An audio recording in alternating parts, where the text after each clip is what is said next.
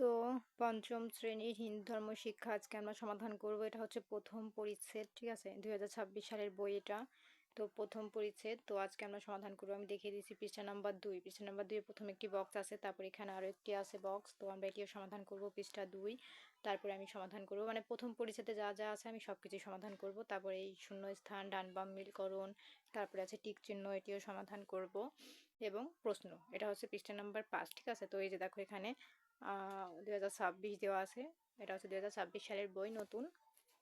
তোমাদের বই এবার পাল্টিয়ে দিয়েছে, ঠিক আছে? চেঞ্জ করা কমপ্লিট তাদের, নতুন বই এটা। তো আজকে আমরা এটা সমাধান করব। প্রথম পরিচ্ছেদ আমি দেখিয়ে দিচ্ছি। এই যে প্রথম অধ্যায়, প্রথম পরিচ্ছেদ, সৃষ্টিকর্তা ও হিন্দু ধর্মের স্বরূপ। হিন্দু ধর্ম সৃষ্টিকর্তা ও ঈশ্বরের রূপ, ঠিক আছে, স্বরূপ।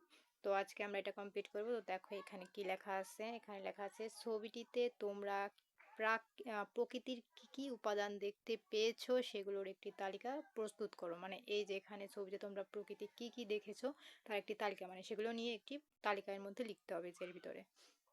তো চলো আমরা এই উত্তরটি দেখে নিই। এই যে দেখো, ছবিতে প্রকৃতির কি কি উপাদান দেখতে পেয়েছো সেগুলোর একটি তালিকা প্রস্তুত করো। উত্তর, ছবির উপর ভিত্তি করে আমরা নিচের প্রাকৃতিক উপাদানগুলো দেখতে পাচ্ছি। এই যে দেখো, নদী জলাশয়। নদী জলাশয়ের ছবিতে একটি স্বচ্ছ পানির ধারা দেখা যাচ্ছে। কাশফুল, শরৎকালে সাদা ভদ্র শুভ্র কাশফুল। পাখি, বড় সাদা বক। নদীর পাড়ে এক জোড়া বক দেখা যাচ্ছে। তারপরে দেখো এখানে লেখা আছে আরো, গাছপালা ও লতা গুল্ম, চারপাশের সবুজ বনজঙ্গল এবং ঝোপঝাড়। ফুল, ঝোপের মধ্যে রঙিন ছোট ছোট ফুল ফুটে আছে। তারপর আছে আকাশ, ওপরের দিকে নীল আকাশ দেখা যাচ্ছে, ঠিক আছে? তো তারপর আছে মানুষ, একদল কিশোর কিশোরী প্রকৃতির সান্নিধ্য উপভোগ করছে, ঠিক আছে? তো এই ছিল কিন্তু আমাদের সমাধান। তো প্রিয় শিক্ষার্থীরা, তোমরা কিন্তু এর মধ্যে এটা লিখে নিবা, ঠিক আছে? আমি যেটা দিয়েছি ওটা তোমরা স্ক্রিনশট দিয়ে লিখে নিবা। তারপরে দেখো এখানে আমাদের 2 নম্বরে কি বলেছে। এখানে বলেছে প্রকৃতি কে সৃষ্টি করেছেন, তার সম্পর্কে তোমার ভাবনা কি, তার সম্পর্কে তোমার ভাবনা কি, তা 5টি বাক্যে লেখো। মানে সেটি তোমাদের এই 5টি বাক্যে, মানে 5টি ঘরে লিখতে হবে। তো চলো আমরা উত্তরটি দেখে নিই। এই যে প্রকৃতি কে সৃষ্টি করেছেন তার সম্পর্কে তোমার ভাবনা কি, তা 5টি বাক্যে লেখো। উত্তর, প্রকৃতি সৃষ্টি করেছেন পরমাত্মা বা ঈশ্বর, যাকে আমরা ব্রহ্ম, ভগবান বা সৃষ্টিকর্তা বলি। তার সম্পর্কে আমার ভাবনা নিচে দেওয়া হলো। 1, মানে 5টি বাক্যে লেখার কথা বলা হয়েছে, আমরা 5টি লিখবো। যে একে লিখবা হচ্ছে, এই বিশাল ও বৈচিত্র্যময় প্রকৃতির রূপ দেখে বোঝা যায় যে এর একজন মহান সৃষ্টিকর্তা আছেন। ঈশ্বর তার আপন মহিমায় এই সুন্দর পৃথিবী, নদী, আকাশ এবং প্রাণীকুল সৃষ্টি করেছেন। তিনি প্রকৃতির প্রতিটি উপাদানের মাঝে শক্তিরূপে বিরাজ করেন, যা সত্যিই বিস্ময়কর। 4 নম্বরে লিখবা, সৃষ্টিকর্তার এই সুন্দর সৃষ্টিগুলো আমাদের আনন্দ দেয় এবং তার অস্তিত্বের কথা স্মরণ করিয়ে দেয়। এবং 5 নম্বরে লিখবা, আমাদের উচিত ঈশ্বরের এই অপরূপ দান তথা প্রকৃতির ভালোবাসা এবং একে যত্ন করে আগলে রাখা, ঠিক আছে? তো এই ছিল সমাধান। তো দেখো প্রিয় শিক্ষার্থীরা, আমাদের কিন্তু এটিও কমপ্লিট, ঠিক আছে? তো এখন আমরা এই নেক্সটে চলে যাব, মানে প্রথম পরিচ্ছেদ ধরে আজকে সমাধান করব। তো দেখো এখানে সঠিক শব্দ দিয়ে শূন্যস্থান পূরণ করো। এখানে আছে, আনন্দলোকে মঙ্গলকে ড্যাশ সত্য সুন্দর, ঈশ্বর ড্যাশ ও সাকার দুই, একং সদ বিপ্রা ড্যাশ বদন্তি, ঈশ্বর সত্য সুন্দর আনন্দময় ও ড্যাশ হিন্দু ধর্ম ড্যাশ নামেও পরিচিত। চলো আমরা উত্তরটি দেখে নিই। এই যে দেখো উত্তর, আনন্দলোকে মঙ্গলাকে বিরাজ সত্য সুন্দর, ঠিক আছে? এই হচ্ছে উত্তর। তারপরে ঈশ্বর নিরাকার ও সাকার দুই, এবং সদবিপ্রা বহুধা বদন্তি, এটা হবে উত্তর। 4 নম্বর আছে, ঈশ্বর সত্য সুন্দর আনন্দময় ও মঙ্গলময়, এটা হবে উত্তর। তারপরে হিন্দু ধর্ম সনাতন ধর্ম নামেও পরিচিত, এটা হচ্ছে উত্তর, ঠিক আছে? তো আমাদের কিন্তু এইটা কমপ্লিট। ক নাম্বারের শূন্যস্থান এখন আমরা দেখব। খ নাম্বার, ডান বাম মিল করো। তো দেখো একে আছে, মুনি ঋষিরা তার নাম দিয়েছেন ড্যাশ ঈশ্বরকে হিন্দু ধর্মে।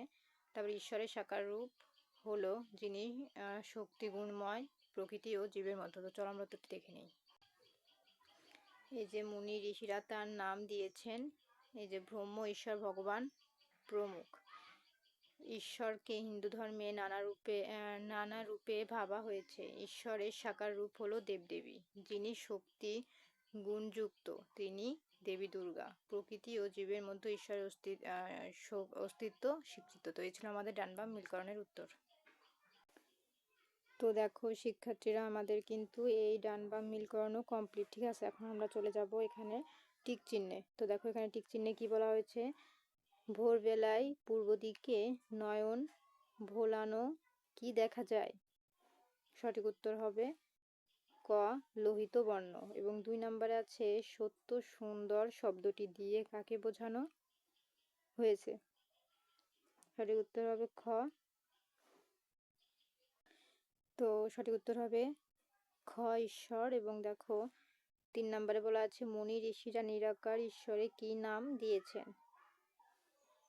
সঠিক উত্তর হবে ক, ব্রহ্ম। ঠিক আছে। তারপরে 4 নম্বর আছে সনাতন শব্দের অর্থ কি? এই যে চিরন্তন। ঠিক আছে। তো এই ছিল আমাদের টিক চিহ্নের উত্তর। এখন দেখো ঘ নম্বরে বলেছে কিছু প্রশ্ন, নিচের প্রশ্নগুলোর সংক্ষেপে উত্তর দাও। সর্বপ্রাচীন ধর্মগ্রন্থ ঋগ্বেদে ঈশ্বর সম্পর্কে কি বলা হয়েছে? ঋগ্বেদে কি বলা হয়েছে? তারপরে 2 নম্বর আছে সুগুণ ঈশ্বর কাকে বলে? নির্গুণ ঈশ্বর কাকে বলে? ঈশ্বরকে খোঁজার জন্য দূরে যাওয়ার প্রয়োজন নেই কেন? তো চলো আমরা উত্তরটি দেখে নিই। দেখো 1 নম্বর সর্বপ্রাচীন ধর্মগ্রন্থ ঋগ্বেদে ঈশ্বর সম্পর্কে কি বলা হয়েছে? উত্তর, ঋগ্বেদে বলা হয়েছে একং সদ বিপ্রা বহুধা বদন্তি, অর্থাৎ পরমেশ্বর এক কিন্তু জ্ঞানীরা তাকে বহু নামে ডাকেন। দেখো এখানে 2 নম্বরে বলা হয়েছে সগুণ ঈশ্বর কাকে বলে? উত্তর হবে যখন নিরাকার ঈশ্বর বিভিন্ন রূপ বা গুণের মাধ্যমে ভক্তের কাছে প্রকাশিত হন তখন তাকে সগুণ ঈশ্বর বা সাকার ঈশ্বর বলা হয়। 3, নির্গুণ ঈশ্বর কাকে বলে? উত্তর, ঈশ্বরের যখন কোনো রূপ আকার বা জাগতিক গুণ থাকে না এবং তিনি যখন কেবল শুদ্ধ চেতনা রূপে বিরাজ করেন তখন তাকে নির্গুণ ঈশ্বর বা ব্রহ্ম বলা হয়। এখন 4 নম্বর দেখব।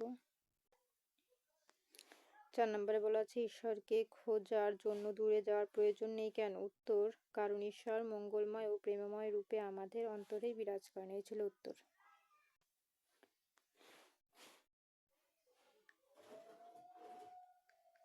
তো আমাদের খ নাম্বার থেকে 1 থেকে 4 পর্যন্ত কমপ্লিট। এখন ম নাম্বারের 1 ও 2 কমপ্লিট করব। নিচে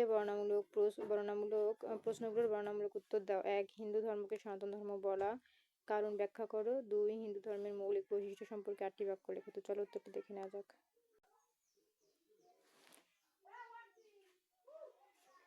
এই দেখো এখানে বলা হয়েছে হিন্দু ধর্মকে সনাতন ধর্ম বলার কারণ ব্যাখ্যা করো। উত্তর, সনাতন শব্দের অর্থ হলো যা চিরন্তন বা যা সব সময় ছিল, আছে এবং থাকবে। হিন্দু ধর্ম কোনো নির্দিষ্ট ব্যক্তির দ্বারা প্রতিষ্ঠিত হয়নি, বরং এটি চিরকাল থেকে ঋষিদের উপলব্ধ সত্যের উপর ভিত্তি করে চলে আসছে। এই ধর্মের মূল বিশ্বাস,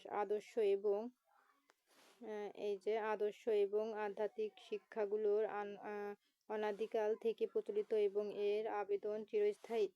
প্রাচীনকাল থেকে চলে আসা এই শাশ্বত ও চিরন্তন ঐতিহ্যের কারণে হিন্দু ধর্মকে সনাতন ধর্ম বলা হয়।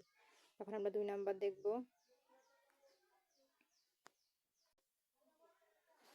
হিন্দু ধর্মের মৌলিক বৈশিষ্ট্য সম্পর্কে 8টি বাক্য লেখো। উত্তর, হিন্দু ধর্মের মৌলিক বৈশিষ্ট্যগুলো নিচে 8টি বাক্যে দেওয়া হলো। 1, হিন্দু ধর্ম বিশ্বাস করে যে ঈশ্বর এক এবং অদ্বিতীয়, যাকে ঋষিরা ব্রহ্ম, ঈশ্বর বা ভগবান নামে ডাকেন।